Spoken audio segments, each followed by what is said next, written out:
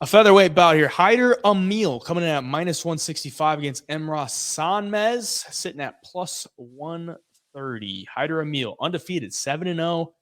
And Emrah Sonmez coming in at 14-4, 3-2 in his last 5. He most recently lost in Cage Warriors. That was back in 2021.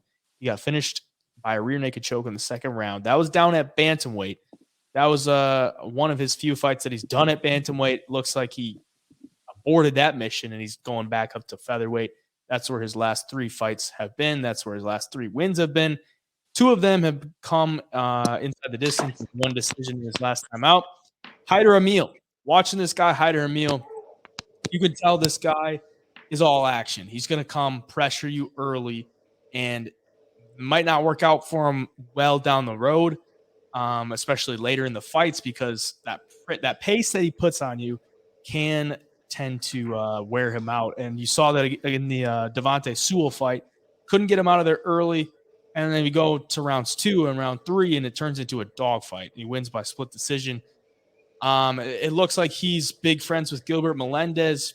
Watching that fight with Devontae Sewell, Gilbert Melendez was one of the commentators, and he was like super biased to Hyder Amil, and everyone was like, trying to get him back into the commentator role. But he's part of that Diaz, Melendez, Cron Gracie type family, so the cloth that they're cut from. I mean, just tough dudes.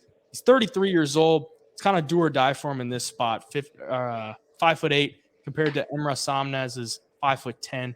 He might look a little shorter and a little bit outsized because Emrah is a pretty big dude, even though he tried to make 135. Emrah is going to go for those takedowns. I think it comes down to who can outlast, and just based off the toughness, I think I got to go Hyder Amil because Emrah himself has looked like he could gas as well. So I think Hyder Amil, he's the favorite, but I think this is kind of like a dogfight type of fight. I think that's just what he's going to get into. And in this one, I think he comes out with the victory. What do you think? Yeah, I think it all just comes down to the takedown defense for Hyder, because if he can stuff the takedowns on the feet, he's going to win the fight. He comes out hot, he's aggressive, and then sometimes it seems like he fades towards the middle or into the fights. Just from use, he's so explosive, he burns hot.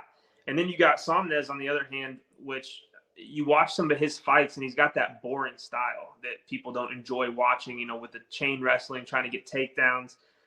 He's going to try to take him down, control him, land ground and pound, and win fights that way. He's finished fights that way before.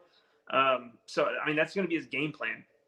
I always like the dudes on the feet who are aggressive in the Contender series. It seems like those are the guys that either find that big finish they need to propel their career in the early rounds, or the dude trying to wrestle him gets tired and he can find a knockout somewhere in the middle of the end of the fight.